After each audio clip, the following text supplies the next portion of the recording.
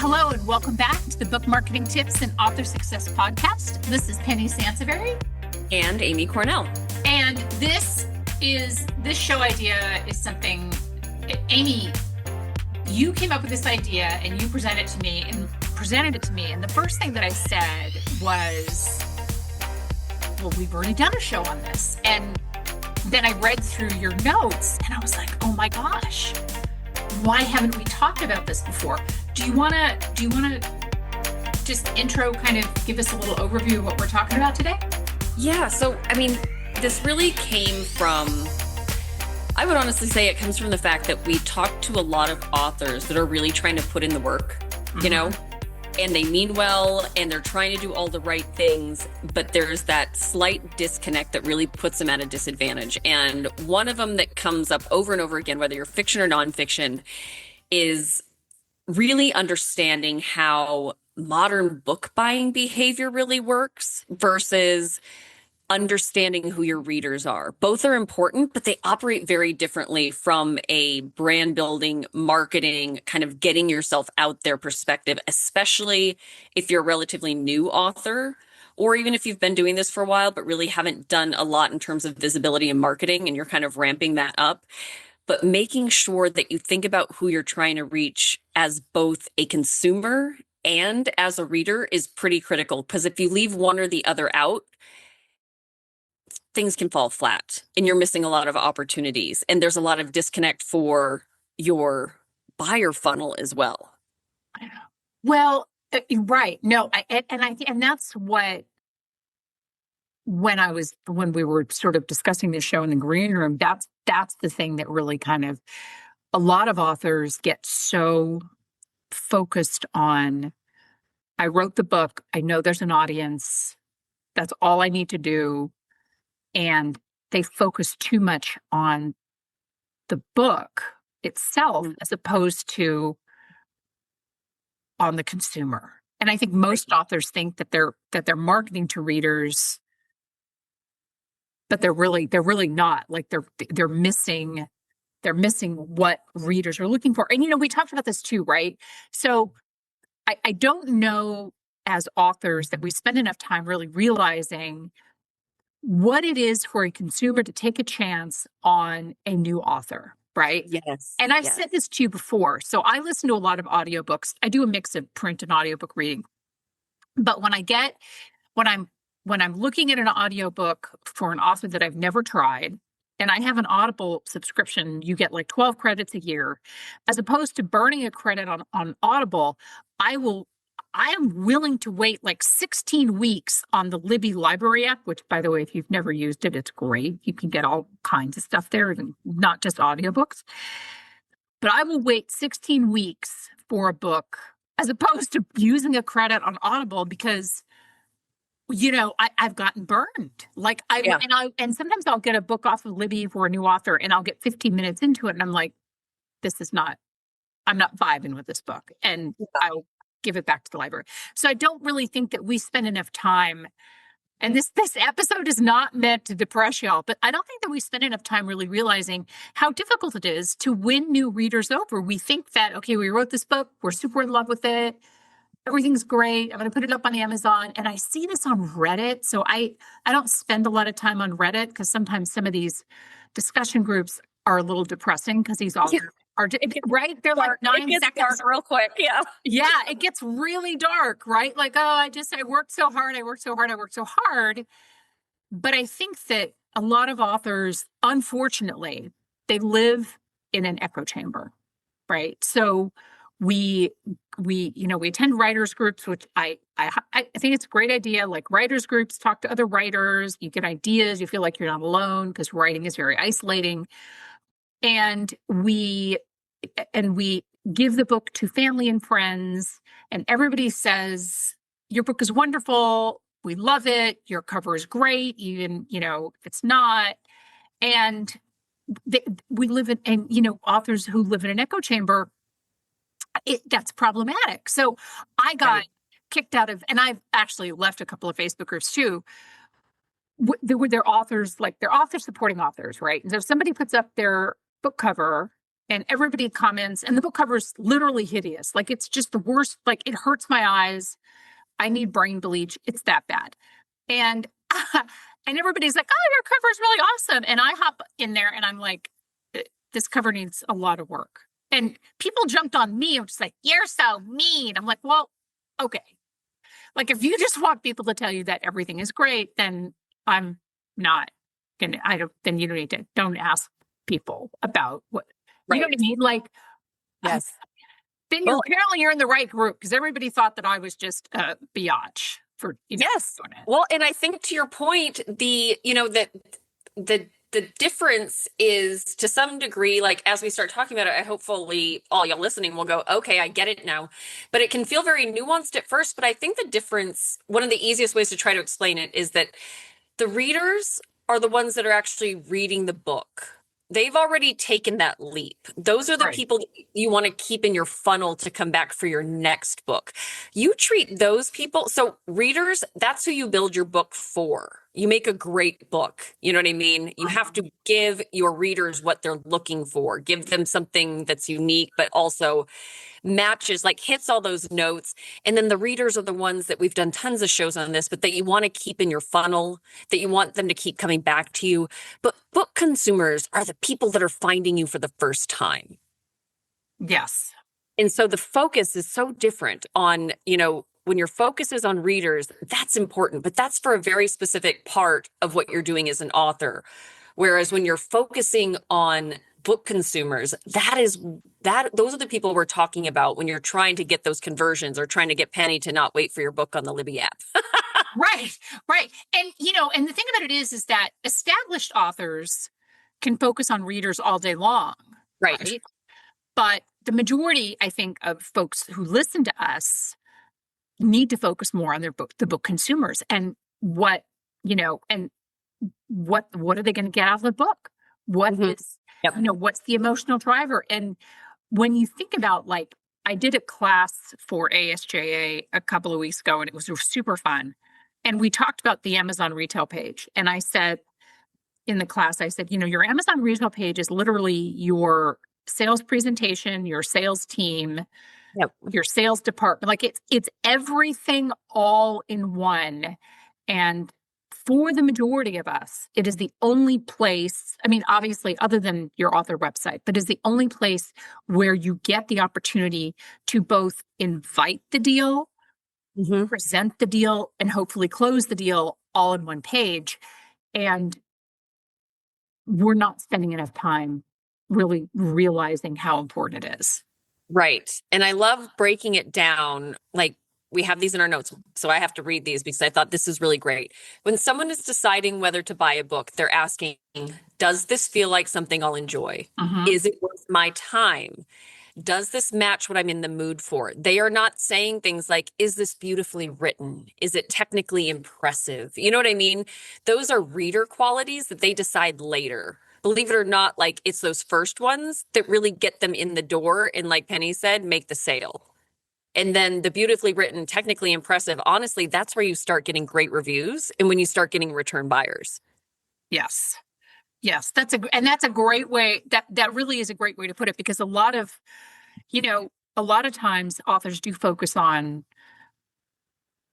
is it beautifully written? Again, they're focused on this creation, which is wonderful. Like writing a book is an amazing thing. I'm in the middle of finishing 5-minute book marketing for authors, and it's like birthing an elephant, right? It's a huge undertaking. So that's awesome. But that's not the thing that's going to get a reader to click buy on Amazon. Right, exactly. They're buying what the book is. And like Penny said, that's how it's presented. That's the promise. That's like, what is your promise to them? That's what really gets them. And when you get too focused on the internal workings of your book, unfortunately, you get too in the weeds, and that's too far disconnected from what somebody's thinking about and what they're focused on when they're first introduced to you.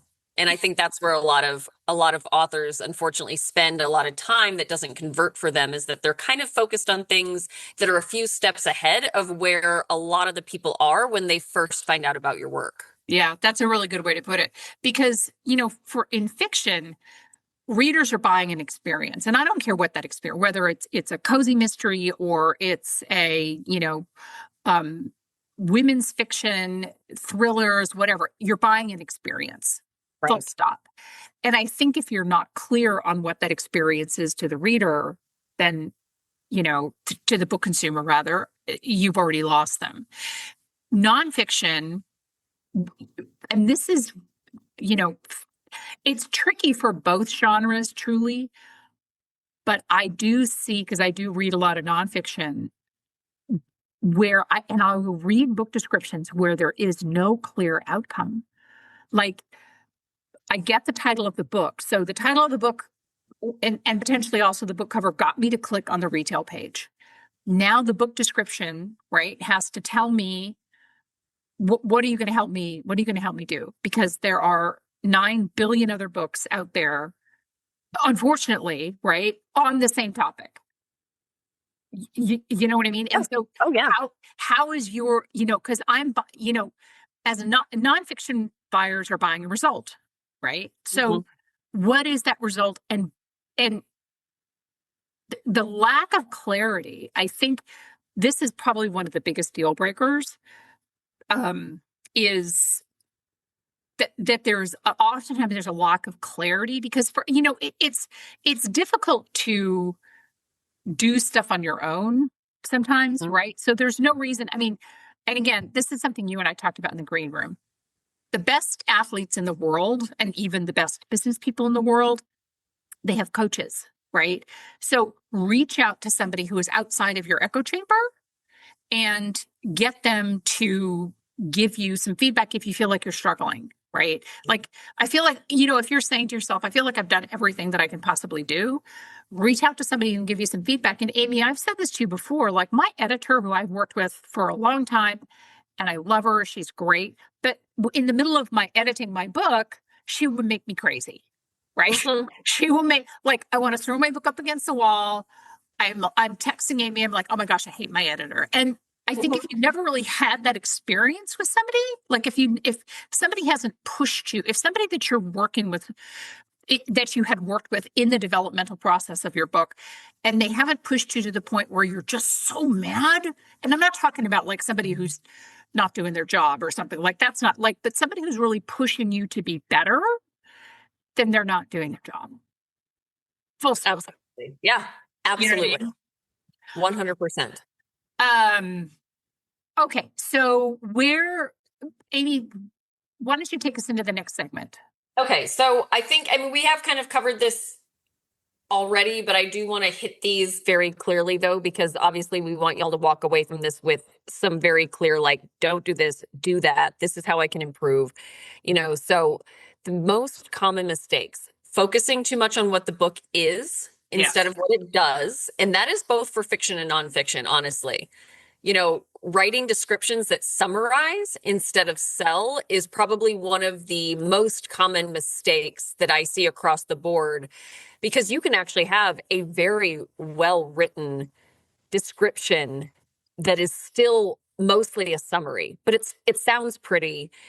And you should be proud of that. Like, we've worked with a couple clients very recently, actually, where I was actually really impressed with how they summarized the book. And that can absolutely be used in other ways, but it's not appropriate for the Amazon retail page. You know what I mean?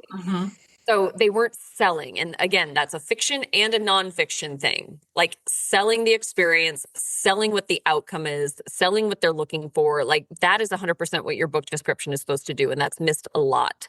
And then this is another one. And Penny, you and I talk about this offline a lot too, when we're going through proposals and working with new clients and doing coaching, assuming readers will figure it out. Oh my gosh. That's a tough one, because, and I get it, you've put a lot of time and energy into this book, and we hear this a lot, again, both with fiction and nonfiction for different reasons. Fiction, they'll say, well, once they get into book, they'll understand why I want to make this the title. Or once they get into the book, they're going to understand why I talk about that character so much. And it's like, in the description, it's like, you can't, like we talked about before, you can't skip those steps and make those assumptions. And the same thing with nonfiction. I think it's kind of when you see nonfiction books leaning too much into overused language, that a lot of other nonfiction books are using to describe what their book is, instead of really leaning into what makes your book unique. The readers aren't going to take a chance and then hopefully figure it out. Like, if you're not super clear about what makes your book stand out, they will move on.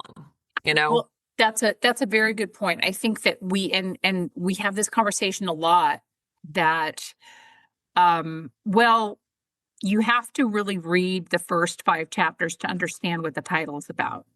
Oof. Wrong answer. You know what I mean? And things like buzzy words, right? So buzzy words, and I always tell authors, especially when I teach classes, save your $5 words for another time. Mhm. As impressive as that is, write your book description from an 8th grade reading level. And this is not to say that Americans are stupid and we can't read, but book description. So Jeff Bezos' letters to his board of directors are very famous because he wrote them at an 8th grade level. And this doesn't mean that it sounds like you're writing to an 8th grader at all. That's terrifying, honestly. I have an 8th grader, so. Right. But no, and that's not what I'm saying. But what I'm saying is that the writing is very palatable, right? Yep. It's something that you don't, because if you make somebody, and this is why I always tell authors, read your book descriptions out loud and you will be, it's sometimes horrified. I mean, I know I was when I first I was like, how am I even allowed to go outside? When I read my book description out loud. There has to be so much clarity in this description and easy to read. And when you make somebody pause, you've already lost them. And Yes. That's where vague, like you were saying, overly literary, reusing generic topics, buzzwords. Yes. And I just want to make sure we have done a ton of shows on this, and we're not going to go too far down the rabbit hole, but just know that this is a lot of times where the shopping experience stops and starts, or starts and stops, I guess is what I should say. Yes. Because they're not going to spend the time, and I talked to an author, I don't know, maybe a month ago, and this author was writing for the literary fiction genre. And the cover that this person liked, they loved it. And I said, this cover is all wrong for the genre. I don't care. I love it anyway. And okay. Well, yeah. And so there's no, like, I can't have, but I don't care. I love it anyway you're not going to sell books. Right. You're going to sell 5 books to your immediate family. Maybe you have more people in your immediate family who will buy your books, whatever. And that's going to be the end of that story. Right. That's the kind of language you use for a passion project. That's exactly right. And look, if your book is a passion project and you don't care how many books you're going to sell, and I'll tell you something, and I guarantee you, I have talked to so many authors and they're like, this book is a passion project. I don't care how many books I sell. But the minute that the book goes up on Amazon, that whole mindset changes, because you're like, oh, my book is up on Amazon now. I do want to sell. Wait, I do want to sell books. I do want to sell books. I do. So yeah. So you can say maybe it is really a passion project. Then trust me, don't put it up on Amazon. Just print off a bunch of copies and give it to family and, be done with it. Right. Exactly. And I know we've talked about Amazon a lot, which is very important. Yes. But I wanted to plug in here too, that what we're talking about also, you should take it into everything else that you do. Absolutely. Because again, unless we're talking about your newsletter that's already going to super fans, then there we go. That's your point to start talking to them as readers, right?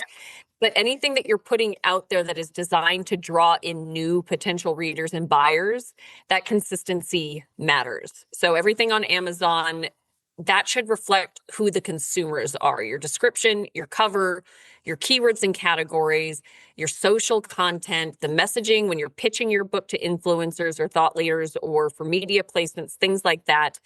Everything needs to follow that same pattern and be focusing on who consumers are, especially, and again, we don't want to get too far down this because we've done tons of media shows, but we talk about very similar concepts when it comes to pitching yourself for any sort of coverage, is that you really have to be focusing on who the shared consumers are between you and who you're pitching, because that should be the main focus. What are those consumers looking for?